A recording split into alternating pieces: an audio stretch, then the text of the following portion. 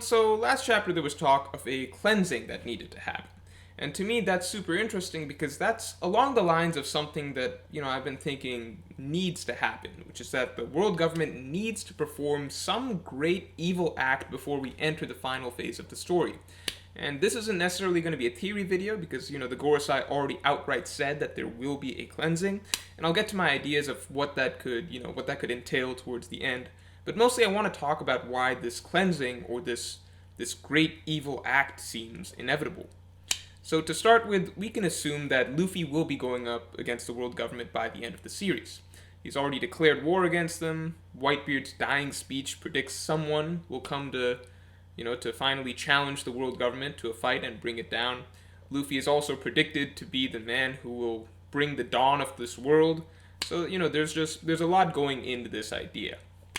So, if we accept that Luffy will ultimately bring down the world government, or be a crucial part of that happening, there needs to be, a great evil act by the world government before it gets to that point. And the simple reason is that there needs to be a setup for Luffy to play the role of hero. Now, I know Luffy's not a hero, he does whatever he wants, but ultimately the events of the story always align in a way that Luffy ends up at least filling the role of the hero or the savior from the perspective of all the nations and the people that he saves. And again, Luffy's ultimate destiny is to bring the dawn of this world. So he is destined to play the role of the hero. But right now there isn't actually a need to take down the world government. I mean, we as the reader know there's a need because we've been kind of getting, the inside secrets on all the nasty stuff the world government's done over the years, but the vast majority of the One Piece world doesn't seem to be fully aware of the world government's evil. And if the world is going to be led into its dawn, into a bright new era that coincides with the collapse of this oppressive rule, then it needs to actually feel like that. Because right now, if the world government were to fall right now, then for the One Piece world at large, it wouldn't be like, yay, we overthrew an oppressive government. It would kind of just leave the world in a really weird, chaotic state where nobody knows what just happened. Like, even if all these Luffy-friendly countries lined up together, even if all these countries have an idea that the world government is pretty shitty, it would still be a huge leap for Fishman Island or Drum Kingdom or Alabasta to actually want to go to war against it or even to defect from the world government. Like, right now, something is missing before we get to the stage where the world government is, ripe to be overthrown. There needs to be some spark that happens, some big trigger, some event that makes it clear to everyone that, oh shit, this world government is way worse than we realized, it's time to fight back. So I think Oda has kind of been leading us towards that point.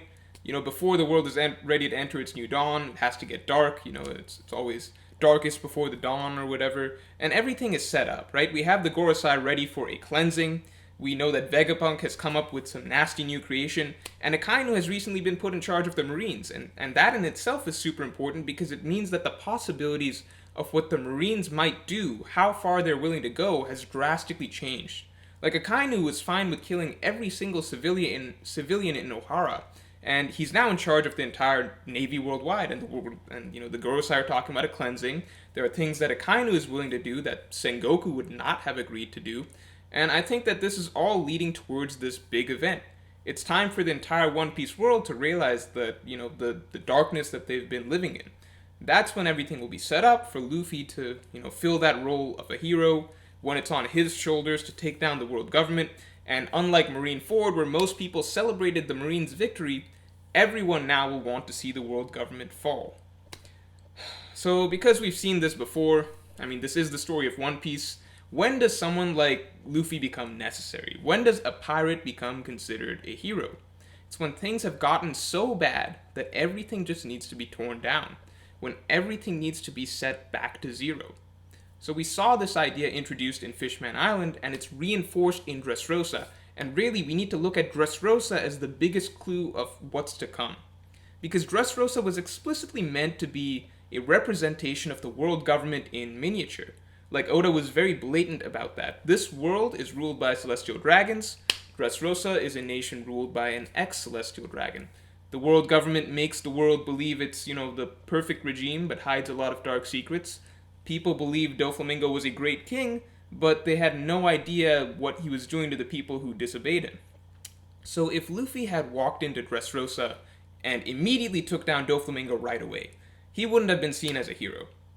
It was only after Doflamingo's evil was exposed and he began the birdcage, once Doflamingo the Celestial Dragon began the great cleansing of Dressrosa, then suddenly people looked to the hero Lucy, a pirate, to save them. And finally Luffy beat Doflamingo, tore down the old regime, basically destroying the old Dressrosa and setting everything back to zero, leading Dressrosa into its new dawn, creating a free land not ruled by anyone. Dressrosa was the world in miniature. Doflamingo's rule was, the world government's rule in miniature. I believe that everything that happened there was foreshadowing for what will happen to the world as a whole. So just like with Dressrosa, there needs to come a time when the world needs a pirate to tear everything down and, set everything back to zero and bring the world into a new dawn. And it's looking like this great cleansing the world government is about to undertake is going to set up this scenario. So that's just my general thoughts on what's coming and why it's been a long time coming. As for what I think will happen, my vague guess is that it will be Alabasta related. I mean, I know that's super bold considering the Gorosei were just talking about the Nefertari family being traitors, but I think there's more to it than that. So the most important thing to keep in mind about Alabasta is that they have Pluton. It's somewhere in that country.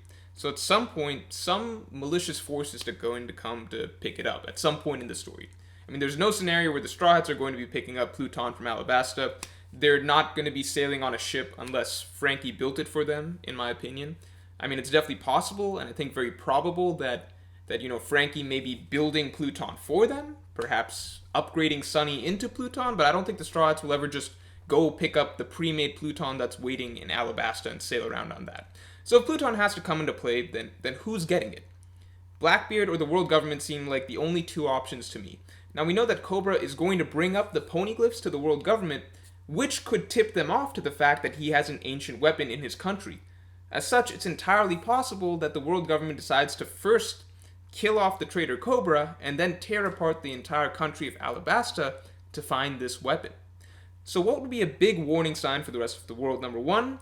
And number two, they would be able to pick up Pluton and then start using it to eliminate any problem countries, and maybe Pluton is what's used for a broader cleansing. So first cleansing of Alabasta, then cleansing of other countries. On the other hand, I do also like the idea that the extraordinary invention that Vegapunk made might have actually been a Pluton that he came up with on his own, but that doesn't really fit in my theory as well. So I think that no matter what, King Cobra will die, either this arc or soon after, because I do think that Vivi needs to become Queen of Alabasta by the final phase of the story, or, Queen of whatever's left of Alabasta. I do think Oda has basically perfectly set up Cobra to die because he's in a sick and dying state. I know characters don't die often in the series, but, guys like Whitebeard, who is already on his deathbed, Pedro, who is missing most of his lifespan, these are the guys that Oda's generally comfortable with killing off, and right now Cobra is in a very killable state as well, and kind of the torch does have to be passed over to Vivi so that she can kind of take command of the country. So, I mean, that's my guess. The Great Cleansing will start with Alabasta to pick up the ancient weapon Pluton, and then the world government will sort of turn the wrath or the threat of Pluton on the rest of the world. And that will be the point that everybody starts to realize that, oh shit, the world government is trouble. We need some hero to kind of take everything down, set it all back to zero. If you enjoyed this video, then please like, share, and subscribe.